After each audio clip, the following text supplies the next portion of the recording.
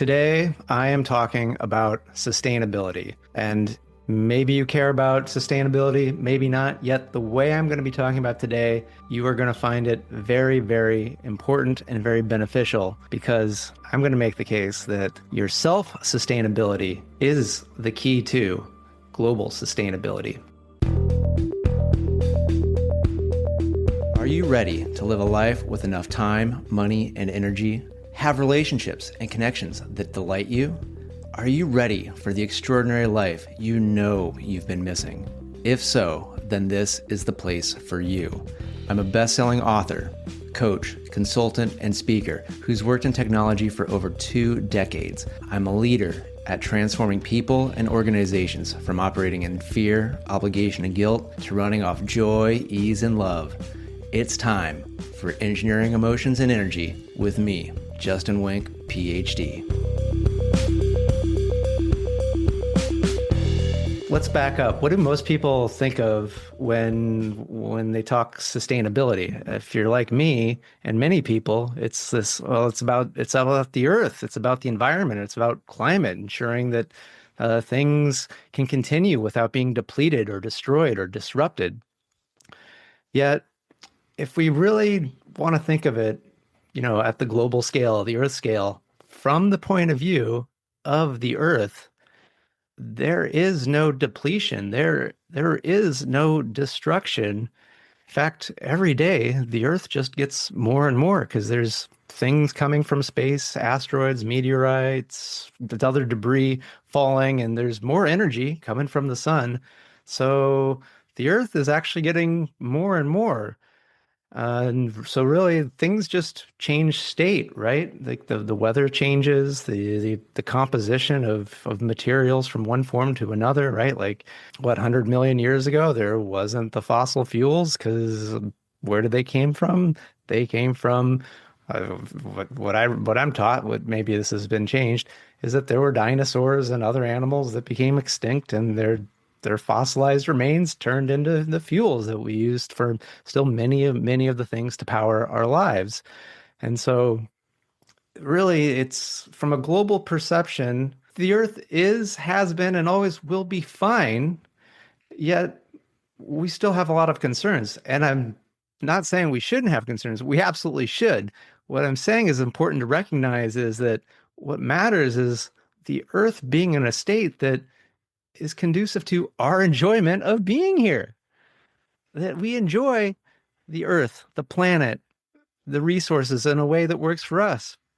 And so I was thinking of, well, what all has changed? What's been going on, as especially in my lifetime. So looking back over the past 40 years, so I grew up in the Los Angeles area, Orange County to be exact, in the 80s, when there was horrible pollution and there was the scare of and the facts of acid rain. It was one of those things where it's like go to some place outside of the LA basin, in the mountains, or go visit family in Iowa, where both my parents were from. And it was like, what's going on here? I don't trust this air that I can't see. In the 40 years, we've done so much stuff. Like we've doubled the efficiency of cars. And then it used to be that, sulfur dioxide and nitrogen oxides would be put into the air.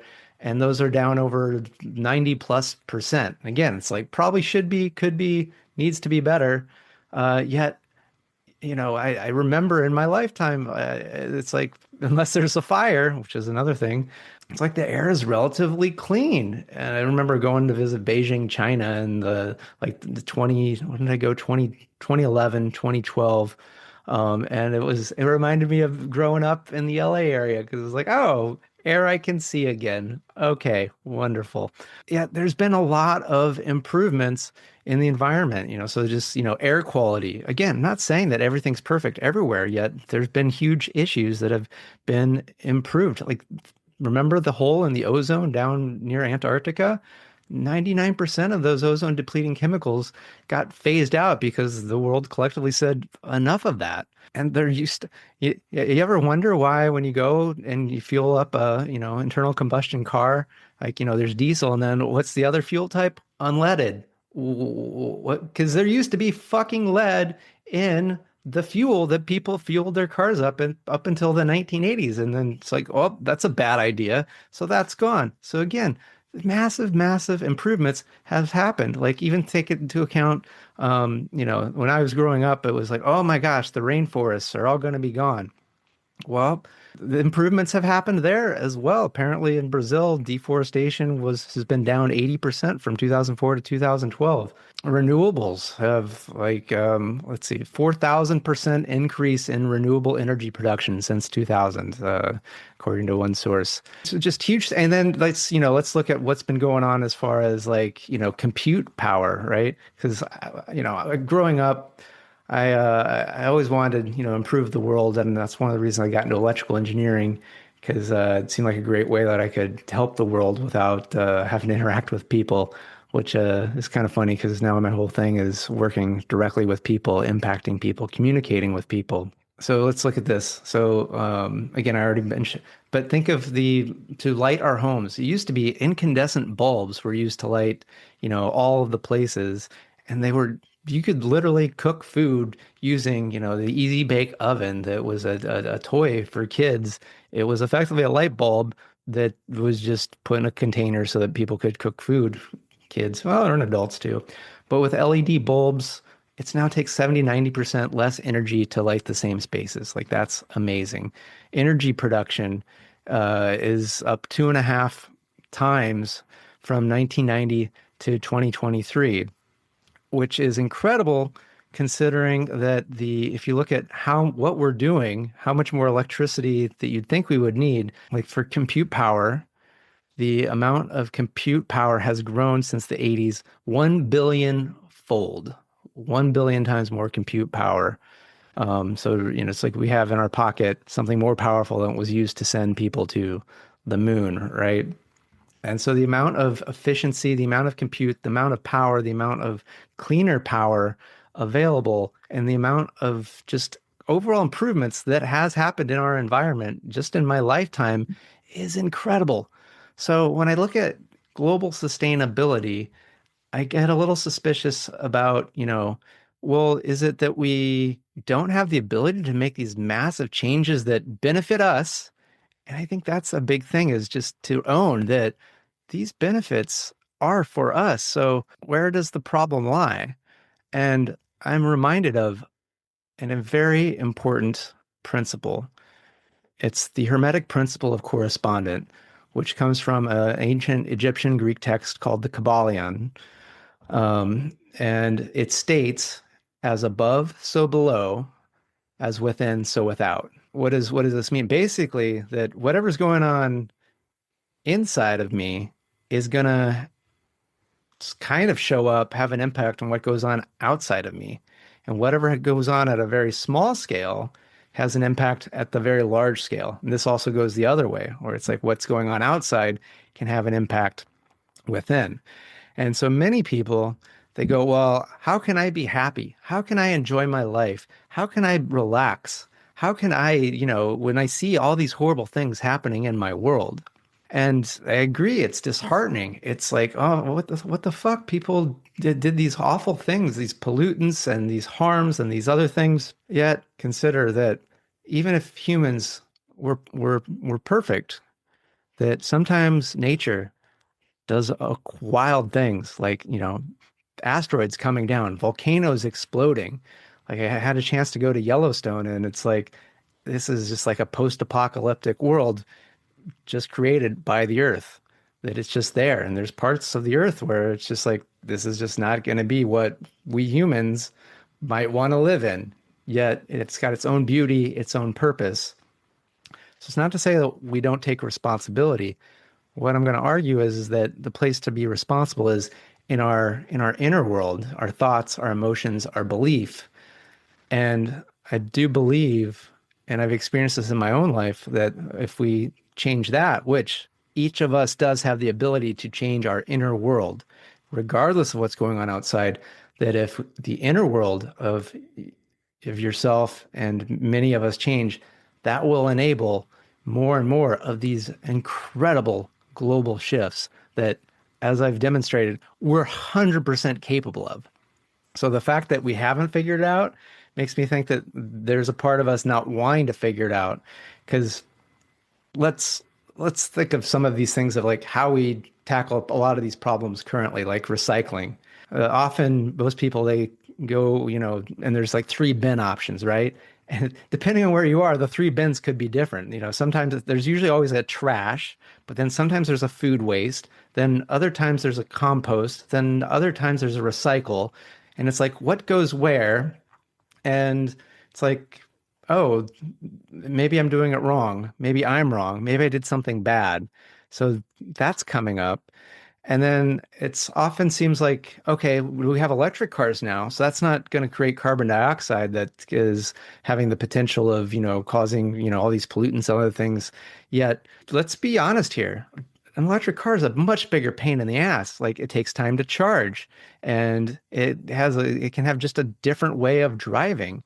And so it seems to me that the way things are kind of structured currently is if it's good for the environment, it's going to be bad for me. If it's good for me, it's going to be bad for the environment. So how is this showing up collectively for us? And I think it is instructive to look at, well, what's going on in the inner world of us humans. And, it was, again, seeing like all of these improvements in technology, which are supposed to improve our world. Yet, if we look at human sustainability, like how well we feel, how we're enjoying, how sustainable is our energy level, our ability to enjoy life, it's shit. Like, okay, just focusing on the US, suicide is up at least around 20%. And I do believe that it would probably actually be a lot higher if it weren't for some of these other things going on that just make it too much work, honestly, to stop lifing yourself. It's just like, oh fuck it. Who's got the energy? I'll just wait and let something else take of it. Obesity rates are about what over two times. So it used to be 15% in the 80s, and now it's around 42% is considered obese. Anxiety is up 20%. Depression, depression is up huge. It's up, depending on the source, 50% or up two times. It's anywhere between, went from only being 12% of people being considered depressed to anywhere from 17 to almost 30% being depressed. And burnout is more than doubled. So if you kind of go like collectively, like, oh my gosh, we're depleted, we're down, we're bummed. And then, again, looking at this hermetic principle of as within, so without, how can our earth do well? How can what's going on in our environment do well when we don't have enough, just in our own internal environment? So what if recognizing that it's most important that we become self-sustainable, that we find things to enjoy, to be happy about, that we have ways to have really good connectivity with each other, with nature. What if it's important that we take care of ourselves, and that by taking care of ourselves, naturally, the world starts to be taken care of? How can we do this? What's the lens to look at? And to me, and this is one of the things that I've discovered. And again, this is one of those things like you might be like, hey, I don't think this is true. You don't have to think this is true. But what I will say is that even if you don't think it's true, kind of like the law of gravity, uh, people didn't recognize the law of gravity for a long time. Didn't mean that it still wasn't impacting their life. Like you jump off a bridge and you don't believe in gravity, you're gonna fall down. You're gonna fall and you're gonna go splat, right? So this law, whether you agree or not, it's just kind of the way the universe does operate. And the thing is even if even if this doesn't change the global environment, you'll still feel better. You'll still feel better. And then if you choose to do things to benefit the environment for global sustainability, it's going to be that much more easy for you. You're going to be that much more impactful. You're going to be able to do that much more. You're going to have better ideas because of your self-sustainability. So this really is one of those things, whether you buy into it it having a global impact, it's going to have a good impact for you. And then it can still have a good impact for other people. So it really is a win-win, whether you agree with this being a universal principle, which it is. Just the thing that you can have the most control over in the shortest, most impactful amount of time is your inner world. And so one of the things that I'm starting to share more and more about is this concept of life energy. And what exactly is life energy? It really is, because being an electrical engineer, it's what is information? What is energy, like, what powers our homes? What is inspiration? What is intuition? What makes things go from one state to another? It is what I like to call life energy. Because often we just go like, okay, well, it's in the DNA or it's in the design. Yet, if you look at an acorn, it has the DNA of an oak tree, yet it is not an oak tree. What makes it go from the acorn to the oak tree? And you might go like, oh, well, some of it is the environment. Yes, some of it is the environment. Yet there can be two acorns in almost the exact same places, and they will either one may grow and one may not, or they may grow very differently. Um, and then some oak trees may be healthy, and then others may not. This has to do with the life force energy surrounding this acorn slash oak tree. And that is what allows it to become the oak tree, the way it is the oak tree, and then the way it no longer becomes the oak tree. And much like that, you similarly have life energy that is allowing you to be you. And if you shift that, because there are things that will drain life energy, and there are things that will allow more life energy in. And many people don't even know what's coming in and what's going out. So imagine that you're like a boat, and the sum of your life energy going in and that going out is your buoyancy. Your life energy is your buoyancy.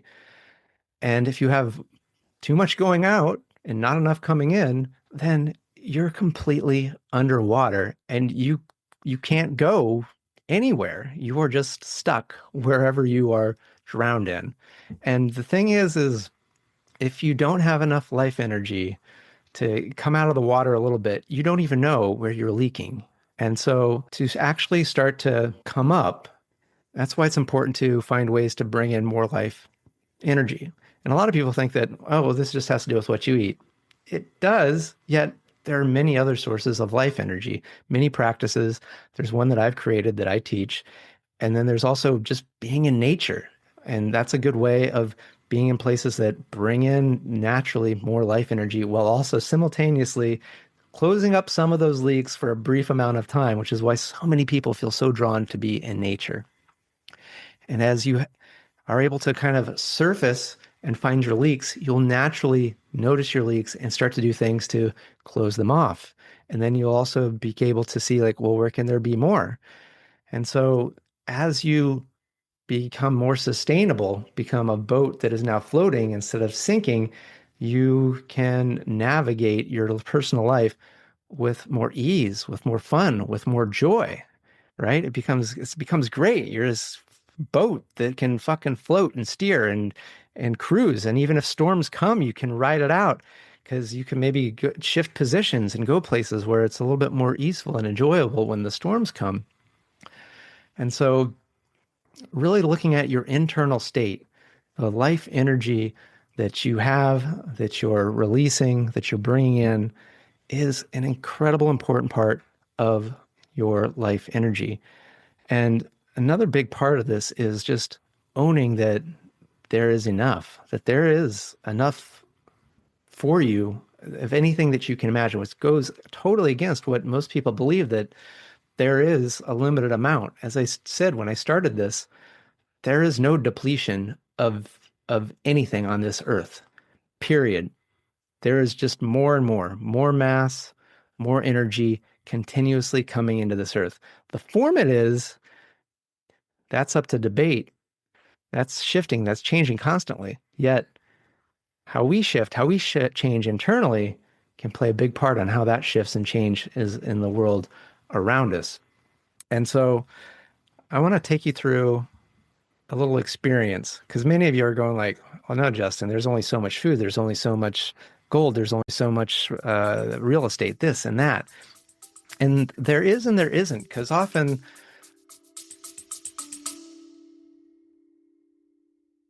feeling overwhelmed by the daily grind, imagine if you could pause, reset, and truly connect with a calmer, more fulfilled you. It's not just a dream, it's absolutely possible. Hi, I'm Justin, and I invite you to discover the life-changing techniques in my book, Engineered to Love.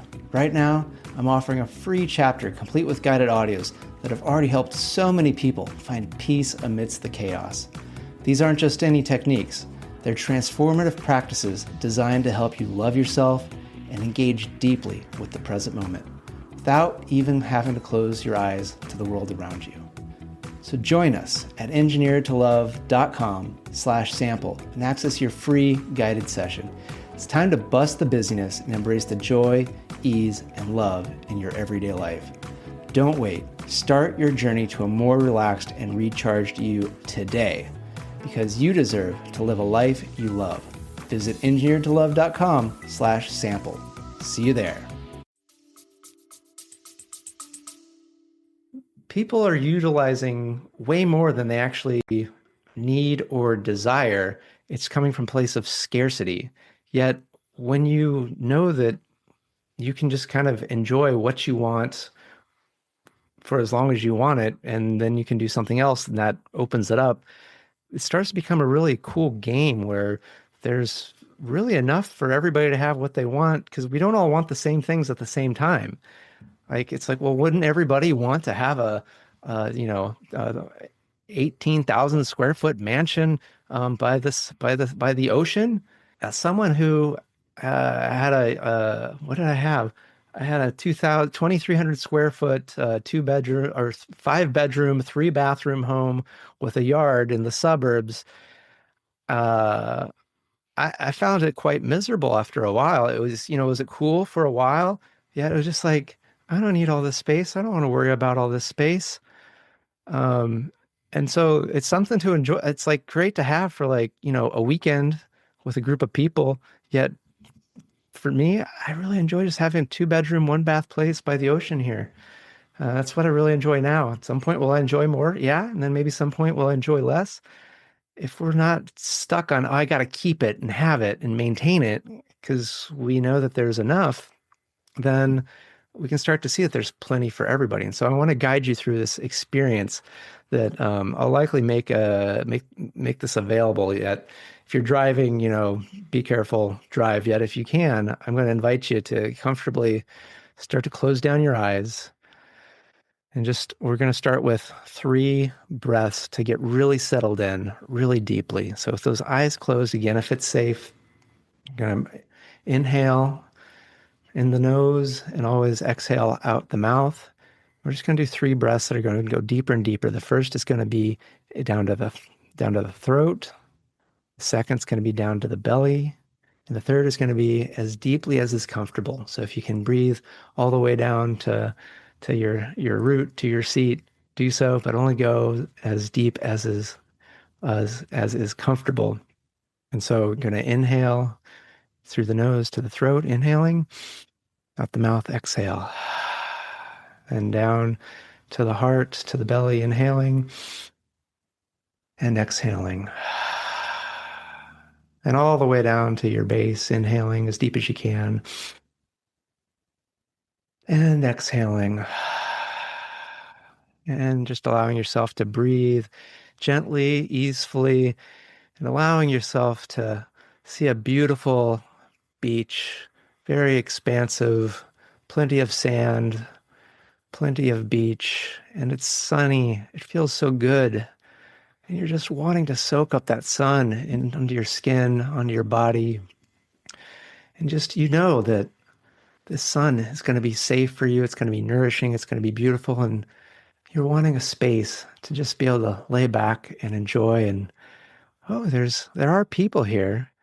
And you start walking, and it's so easy to just find your own way, and just there's plenty of people, but they just seem to have their space, and you have your space to walk, and oh, there's this most gorgeous space waiting for you. There's even a towel already laid down, and you just know this spot's for you, and you lay down and you can expand out, and it feels so peaceful.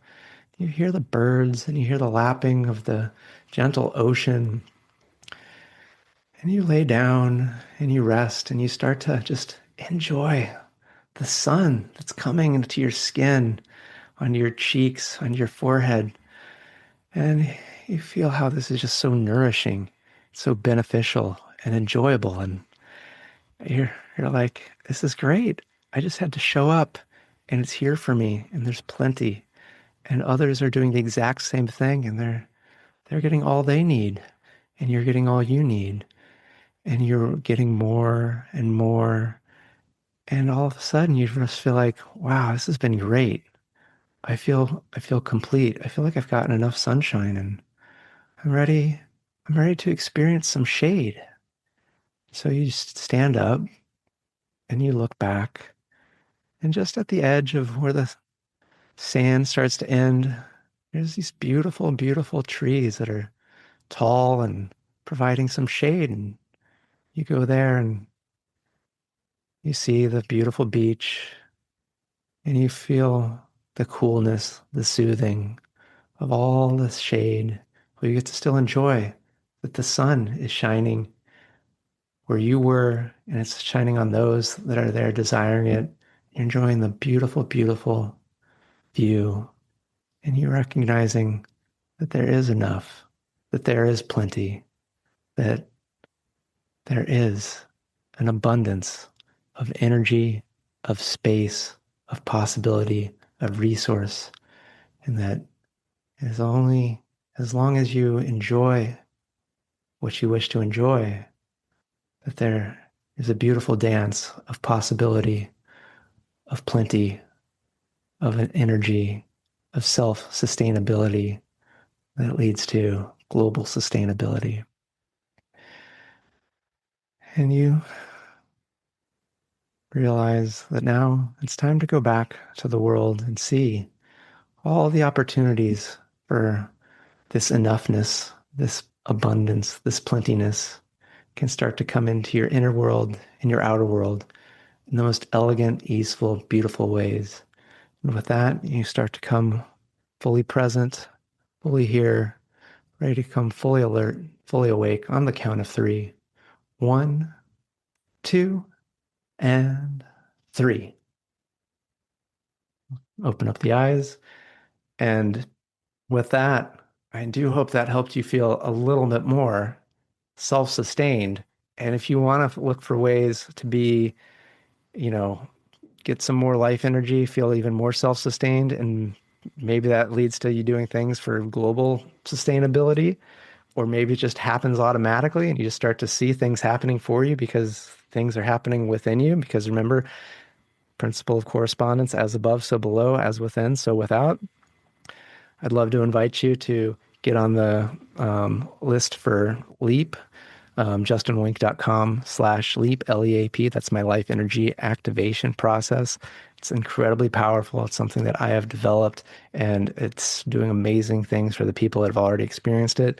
I do have an incredible, incredible 30-minute experience that if you're getting this as it goes live, you'll still be able to sign up for it at the early bird rate. And so just, go to justinwenck.com/leap, and you'll be able to see that to sign up for that and be on the wait list for other experiences, self-directed things. So really excited about this and excited for you. And I'd love to hear, what are some ways that you can see you can make your life more sustainable, which means enjoyable for you.